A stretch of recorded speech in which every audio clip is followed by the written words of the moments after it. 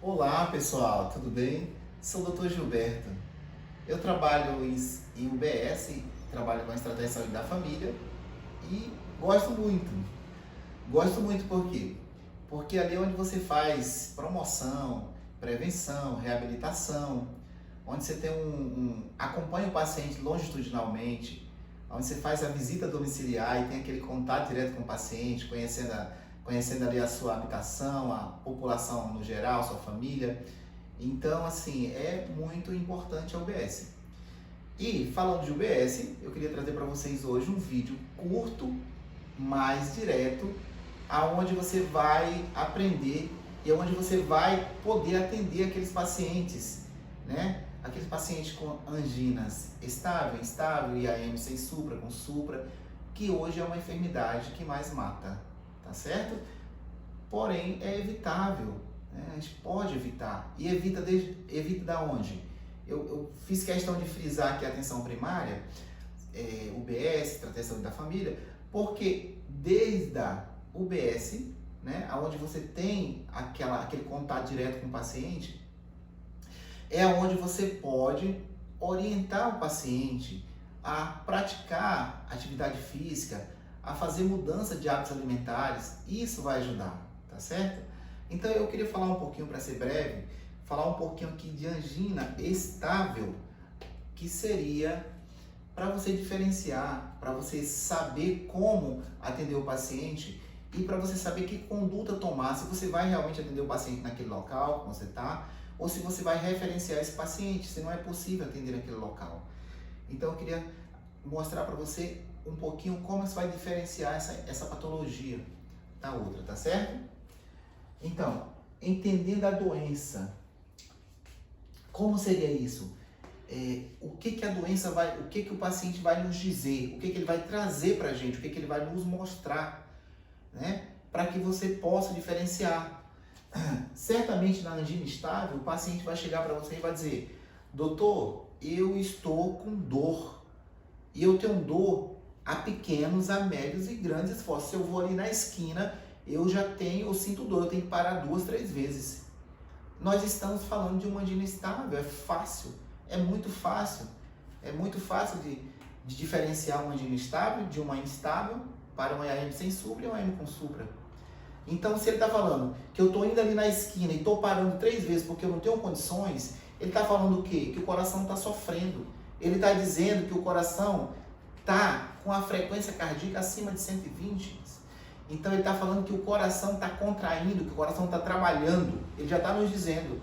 Ele está sendo claro, ele está brilhando para nós que o coração está trabalhando muito para suprir esse aporte de oxigênio. Então, falando de angina estável, eu desenhei aqui como se fosse uma coronária aqui, né? E nessa coronária, nós temos aqui o acúmulo de uma placa de ateroma, através, né, do colesterol, principalmente. Então, essa placa, ela gruda aqui, ó, ela gruda de um lado e do outro, e ela vai fechando a luz dessa coronária. E essa coronária, ela necessita de aporte de oxigênio, porque ela precisa nutrir. Ela precisa receber essa pré-carga e mandar essa pós-carga para todos os tecidos, células e tecidos do organismo. Então ela precisa nutrir não somente todo o corpo, mas também precisa nutrir o seu próprio coração. Tá certo? Então, se está obstruindo aqui, se ela está fazendo uma isquemia nessa coronária, o coração está trabalhando ali bem mais rápido para que venha suprir, para que ela venha suprir essa quantidade de sangue, né? Quer dizer, ele tem o coração, ele tem todo o corpo para mandar sangue. Ele tem que suprir todos os tecidos e células do organismo. Ele precisa mandar sangue para todo o corpo. E se está fechando aqui, o paciente vai sentir dor mesmo. Ele vai sentir dor. Agora tem um porém. A partir do momento que esse paciente não sente mais dor, que ele fala assim: olha, eu senti uma dor, mas passou essa dor. Isso, se ele não fez o uso de nitrato, se ele não fez o uso de nenhum medicamento, é porque essa área de penumbra do coração já morreu. É porque essa área, essas células miocárdicas do coração, aquela área de penumbra onde teve a isquemia, já morreu. E aí não tem mais o que fazer. Quer dizer, ali o coração já perdeu um pouquinho dele. Ali já morreu um pouquinho do coração. Por que morreu? Morreu por quê? Nós não cuidamos com a questão da alimentação, de uma atividade física, aonde praticamente todo mundo pode fazer, né? Aonde praticamente todos podem fazer, a não ser aqueles pacientes em reabilitação, aqueles pacientes acamados, paciente que tem algumas comorbidades, paciente idoso, mas a maioria da população pode fazer isso. Mas a população está morrendo com infarto, né? A população jovem está morrendo com infarto. E nós podemos aderir a uma boa alimentação e uma atividade física para que a gente passe menos tempo numa cama de hospital na velhice. Não é verdade? E uma coisa que eu costumo dizer para os meus pacientes, olha, eu queria dizer para você o seguinte, eu sempre falo assim para eles, que uma hora que você tira do seu dia para fazer uma atividade física, considere como uma hora de lazer, porque é menos tempo que você vai passar dentro de um hospital ou em uma cama de hospital.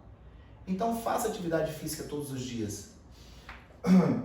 Então, se o paciente nos fala que ele foi na esquina, que ele vai subir uma escada, que ele vai pegar um peso, que ele vai fazer algum esforço físico, que ele sente dor, que ele refere dor, ele está dizendo que tem uma angina estável. A angina instável, na angina estável nós temos falta de oxigênio. Nós precisamos de aporte de oxigênio. Na angina estável nós temos uma oferta de oxigênio. Porém, nós temos coágulos, nós temos êmbolos soltos aqui dentro da coronária na angina estável. E diferente da angina estável, na angina instável, o que acontece? Esse êmbolo ele está solto e ele vai aqui, ó, ele vai correndo aqui dentro da coronária, certo? Ele vai correndo aqui dentro da coronária e chega uma hora que ele obstrui, ele para numa bifurcação aqui, ó, e aí ele obstrui essa bifurcação. Quando ele obstrui, o paciente refere dor. Quando o paciente refere dor, não é porque ele está fazendo nenhum esforço, não. É diferente da estável. Ele pode estar deitado, ele pode estar sentado, mas o paciente vai chegar para você e falar, doutor, é o seguinte, doutor, doutora, eu estava sentado, eu estava deitado e eu estou com dor. E é uma dor em aperto, uma dor em queimação, é uma dor precordial, é uma dor retroesternal, é uma dor que sobe para o pescoço, irradia para a mandíbula, para o ombro, para o braço, né? Então ele está te dizendo, ele está sendo claro. Eu estou sudoreico, eu estou com náuseas, com vômito, tive náuseas, vômitos. Então o paciente ele vai te dizer alguma coisa. Você não vai precisar descobrir sozinho. O paciente vai te entregar de bandeja alguma coisa. Essa é a angina estável, aonde tem êmbolo solto dentro da coronária.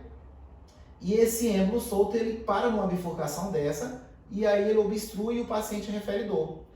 Quando a gente fala do IAM, infarto agudo do miocárdio, sem supra de ST, nós estamos falando que não apresenta lesão miocárdica, ou muitas vezes apresenta uma lesão miocárdica, mas parcial, bem leve, certo? Que muitas vezes você não vai detectar essa lesão miocárdica no eletrocardiograma, mas você vai detectar essa lesão miocárdica, geralmente você pedindo CKMB e troponina, essas duas enzimas cardíacas. Quando você pede essas duas enzimas cardíacas, aí você consegue detectar que teve ali um infarto e você não soube que teve um infarto. É assim que funciona. Você teve um infarto e não soube que teve um infarto.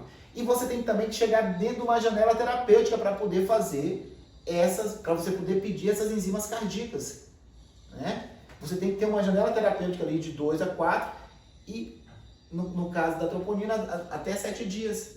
Então você tem que ter aquela janela terapêutica para você poder identificar que você teve um infarto e você não soube que teve aquele infarto. Então, o IAM sem supra de ST, ele tem uma representatividade no eletrocardiograma parcial e muitas vezes nem tem, tá? Por quê? Por que não tem? Porque é o seguinte, ó, eu vou para essa coronária aqui da angina instável.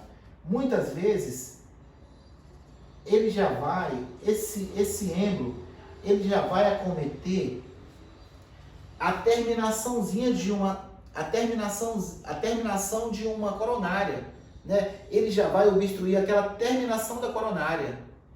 Então, ele não representa muito no cardiograma, ele não representa no eletrocardiograma por isso, porque ele já acomete já o finalzinho daquela coronária, aonde apenas ele vai ter ali algumas perdas, né? A lesão miocárdica, mas só através, vai ter se você pedir troponina e CKMB, você vai ver que teve um infarto. Se você não pedir, às vezes você não vê. Diferente do IAM com supra de ST. Esse IAM com supra de ST, o que é que ele faz? O IAM com supra de ST, ele pega ali uma descendente, ele pega ali uma circunflexa, certo? Ele abrange toda a área, né? Então, assim, o IAM com supra de ST é aquele IAM onde o paciente tem aquela dor em aperto, parece que está passando um trator em cima dele. É aquele paciente que sim ou sim ele sabe que teve um infarto, porque sim ou sim ele vai parar numa emergência, sim ou sim ele tem que tratar aquilo ali, porque ele não consegue ficar em casa, quando não vai a óbito. Coisa que pode ser evitada. Então, o IAM com supra de OST, ele tem representação no eletrocardiograma. E ele tem uma lesão grande, uma lesão miocárdica muito grande. É onde ali ele vai ter aquela lesão miocárdica e naquela área de penumbra ali, todas aquelas células miocárdicas vão morrer. E certamente a partir dali você já vai ter um problema cardíaco, onde você já vai precisar fazer uso de medicação, de medicamentos para continuar, porque aquele coração morreu um pouquinho. Aquele coração, ele perdeu células miocárdicas.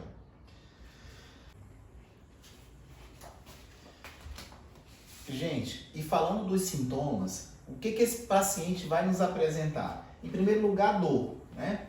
E essa dor, ela tem que ter mais de 20 minutos. Tem alguns livros que falam 10 minutos, mas eu coloquei aqui 20 porque geralmente no infarto são muitos tipos de dores diferenciais. Então, assim, é uma dor maior a 20 minutos, é uma dor precordial, retroesternal, dor em aperto, em queimação, que irradia pro pescoço, mandíbula, ombro, braço, tá? E ela também aparece muitas vezes náuseas, vômitos, sudorese, dispneia, o paciente vem dispneico, tá? O diagnóstico e fatores de risco. Por exemplo, fatores de risco, principalmente pacientes com comorbidades, mulheres, porque as mulheres, ela perdeu aquela inervação torácica, então muitas vezes as mulheres têm dor, mas não sente porque ela não tem mais aquela inervação, né? Principalmente multípara. Então, assim, a mulher já perdeu. Idoso também tem infarto e não sabe, teve um infarto e não soube que teve um infarto. Como é que vai saber que teve esse infarto? Vai saber através das enzimas cardíacas, das troponina e da CKMB. Através das enzimas dá para saber que teve um infarto, mas também tem que chegar dentro de uma janela terapêutica para obter aquele resultado. Então, assim, idosos, mulheres, pacientes comórbidos, diabéticos, paciente de baixo peso, diagnósticos diferenciais, são muitos diagnósticos diferenciais, mas um dos diagnósticos mais relevante seria dissecção aguda de aorta, tromboembolismo pulmonar e PAC, pneumonia adquirida na comunidade. Esses são essenciais. E essa dissecção aguda de aorta, ela é muito parecida porque assim, só que a dissecção aguda de aorta, ela tem uma dor lancinante. É uma dor muito diferencial, muito diferenciada. Então, assim, o tromboembolismo pulmonar já é uma dor mais parecido ao infarto com supra. Mas, assim, todos eles são diagnósticos diferenciais. E aí, qual a conduta? Que conduta que nós vamos seguir? O que nós vamos fazer com esse paciente, né? Porque aqui, aqui nós temos que fazer alguma coisa, né? Igual eu falei no início do vídeo de atenção primária, mesmo na atenção primária, mesmo na unidade básica de saúde, nós temos que fazer alguma coisa por esse paciente. E o que é que nós vamos fazer? O paciente chegou para nós, a nossa conduta vai ser sala de emergência. Se a gente tiver essa tecnologia aqui, essa tecnologia dura, nós vamos fazer o quê? Colocar aqui MOVE, né? Monitor, oxigênio, veias e o E aqui de eletrocardiograma. Então nós vamos fazer o quê? Nós vamos monitorar esse paciente, nós vamos fazer oxigênio para esse paciente. Nós vamos pegar 2 acessos para esse paciente, né? Veia. E quando nós formos pegar esse acesso venoso, nós já vamos pedir enzimas cardíacas, que seria troponina e CKMB. Então, assim, nós já vamos pedir essas 2 enzimas para esse paciente. Porque depois nós vamos ter que ver e avaliar esse eletrocardiograma. Tá certo? Então, esse paciente que chegou com dor, né? Em primeiro lugar, nós vamos fazer o quê? Tirar a dor desse paciente. Nós vamos fazer o quê? Nós não vamos fazer dipirona, nós não vamos fazer paracetamol, porque o paciente chegou com dor de um infarto. Ele chegou com IAM.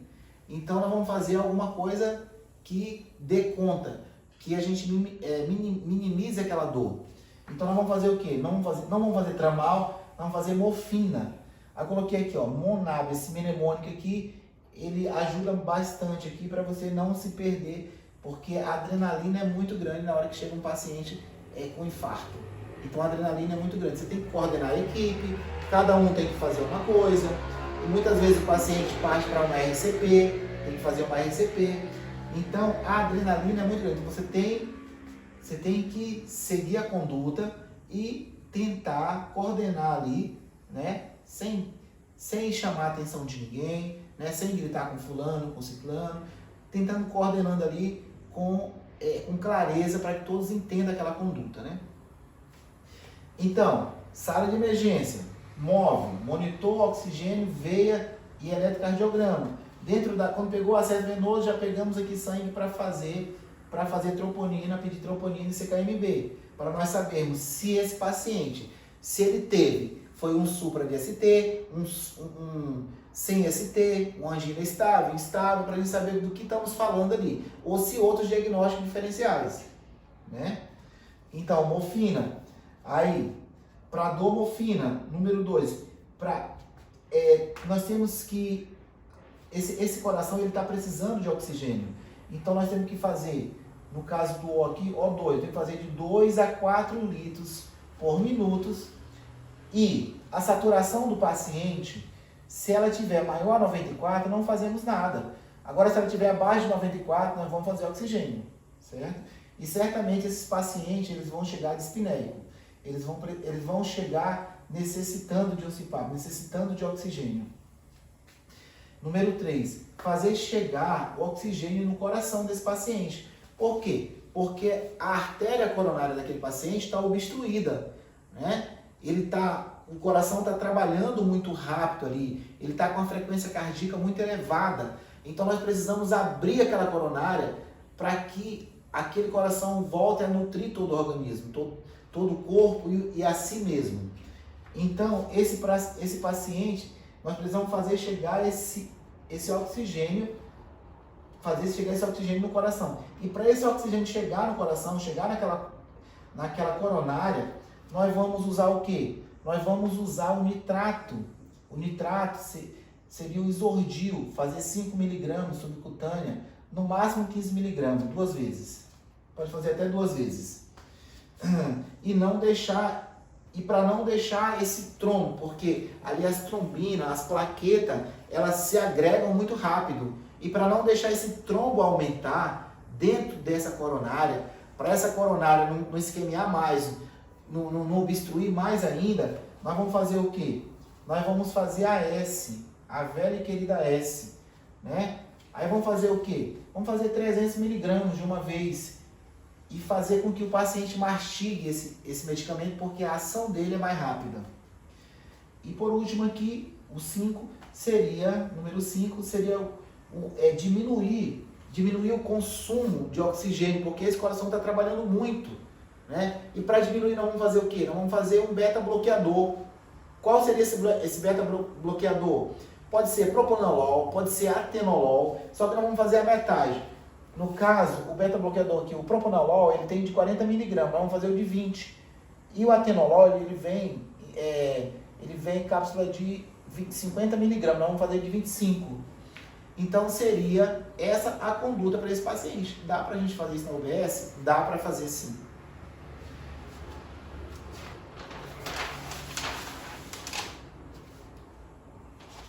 Depois que fizemos tudo isso, né, vocês viram ali que nós fizemos o MOVE, pegamos acesso, pedimos enzimas cardíacas e pedimos também um eletrocardiograma. Esse eletrocardiograma, um eletrocardiograma normal, porque assim, as pessoas falam assim, é muito difícil falar de eletrocardiograma, né? Só que a gente vai falar do básico, porque o eletrocardiograma ele tem aí 1000 representações ou mais. Então assim, nós vamos falar aqui do básico. Então, para esse básico, a gente falando desse básico, a gente salva vidas. Então, falando desse básico, nós vamos falar de um eletrocardiograma. Nós vamos comparar um eletrocardiograma normal para um eletrocardiograma com elevação de supra. Então, o eletrocardiograma normal, isso dá para vocês visualizar, porque o meu flipcard, né, a minha primeira apresentação, então as letras estão pequenas, mas eu já vou melhorar essa situação aqui, né, para que no próximo saia devidamente certinho aqui. Então, assim, com o eletrocardiograma normal, nós vamos ter aqui a onda P, certo? Aí nós vamos ter aqui a onda Q, aí aqui nós vamos ter a onda R, S, vê um espacinho aqui, aí tem a onda T. Aqui tem um espaço de novo, começa de novo, onda P, Q, R, S, espaço, T, certo? E o que acontece? Veja bem, olha, presta atenção. Dentro desse eletrocardiograma normal, dentro dessa derivação chamada-se complexo QRS, é esse aqui. Nós temos aqui um pontilhado, e esse pontilhado, certo? Essa onda tem que seguir esse pontilhado, certinho aqui, ó. Você tá vendo, ó? Tá certinho aqui o pontilhado. Aí aqui, eu fiz aqui, ó. Aqui eu fiz aqui eu fiz um pouco aqui da representatividade aqui, anormal. Por exemplo, aqui eu fiz a onda P, tá? O P aqui, R, S, a onda Q, S. Aí, ó, você veja que quando eu volto aqui, a onda T, ela tinha que vir aqui, ó, nesse pontilhado, só que ela sobe, ó. Você vai ver essa normalidade no eletrocardiograma. É isso que o eletrocardiograma representa. Então você vê que a onda subiu aqui, ó. Ela não está certinho aqui em cima. Vou fazer com outra cor aqui, para você ver direitinho. Era para ela vir aqui, ó, e fazer isso aqui, ó. E seguir esse ponto aqui, ó. Mas não, ela sobe aqui, ó, e vai lá para cima. Então isso aqui ela teve alteração no eletrocardiograma. Aí aqui teve um espaço, teve a onda P de novo, veio para a onda Q, subiu R, S, em vez de ela fazer isso aqui de novo, em vez de ela seguir aqui, ó, nessa linhazinha aqui, a onda T, o que ela fez? Ela sobe aqui, ela passa direto e vem aqui para cima, ó. Então ela suprou. Isso aqui nós chamamos supra de ST. E você tem que ter essa supra de ST pelo menos em duas derivações no eletrocardiograma, 2 vezes no eletrocardiograma. E ela tem também ela representa dessa forma aqui no eletrocardiograma também, ó. Quer dizer, ela faz aqui ela faz essa supra aqui alargada, certo? Você vê aqui que tá tudo desconectado, tá tudo louco isso aqui, ó. Ela faz bem alargada, chama-se bloqueio do ramo esquerdo. Né? Você vai encontrar isso aqui em V1, em V2, em V3, em V4. E essa aqui você vai encontrar em qualquer outra parte do eletrocardiograma. Só que você tem que encontrar ela 2 vezes, tá? Você tem que encontrar pelo menos 2 vezes no eletrocardiograma para a gente diagnosticar como um supra de ST. Então, aqui o IAM com supra de ST, você vai encontrar, quer dizer, o bloqueio do ramo esquerdo, você vai encontrar em V1, V2 e V3. E ali você vai encontrar em qualquer parte do eletrocardiograma. Qual seria o mais indicado para você tratar um paciente que chega com infarto para você? Na primeira hora que acontece. Quer dizer, se você souber o que está acontecendo ali, se os familiares souberem o que está acontecendo, trazer para você, a melhor hora é você pegar o paciente ali na primeira hora. Por quê? Porque no momento em que houve uma isquemia daquela coronária, aquela área de penúmbria morreu. Aquela área de penúmbria do coração morreu tudo. Morreu aquelas células miocárdicas, tudo. Então ali o coração já morreu um pouco. Ali o coração já morreu um pouquinho, ali você vai sim ou sim precisar de medicamentos para tratamento daquele coração, porque ele já vai ficar insuficiente ali, né? Porém, muitas vezes o paciente vai a óbito e não tem nem a chance de tomar medicamento. Porque nós estamos falando aqui de infarto, de uma enfermidade que mais mata no Brasil e no mundo. Então, mas a gente pode tratar esse paciente até menos de 12 horas. Até menos de 12 horas a gente consegue reverter alguma coisa.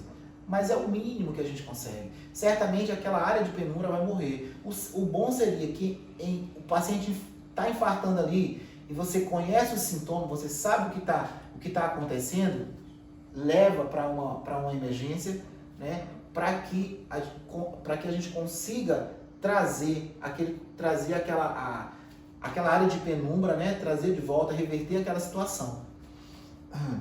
Certo? E qual seria, se o paciente está infartando, qual seria o padrão ouro, né? Seria intervenção coronária percutânea, né? O cateterismo, entrar com stent, abrir aquela coronária, né? Puxar aquele vaso, aquele êmbolo aí de dentro e abrir aquela coronária, né? Para ela trabalhar, para o coração trabalhar tranquilo, trabalhar bem. Isso seria o padrão ouro.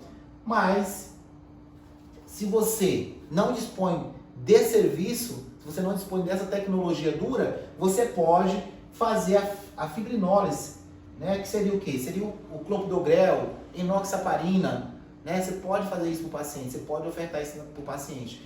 E isso você pode fazer na UBS, né? Então, foi isso que eu vim trazer um pouquinho para vocês aqui. Espero que gostem. Depois eu vou postar outros vídeos aí, que tem uma complementação disso aqui ainda, só que o tempo está curto hoje. Mas eu vou trazer para vocês aí e se alguém quiser perguntar alguma coisa, pode mandar no direct depois, tá bom? Abraço!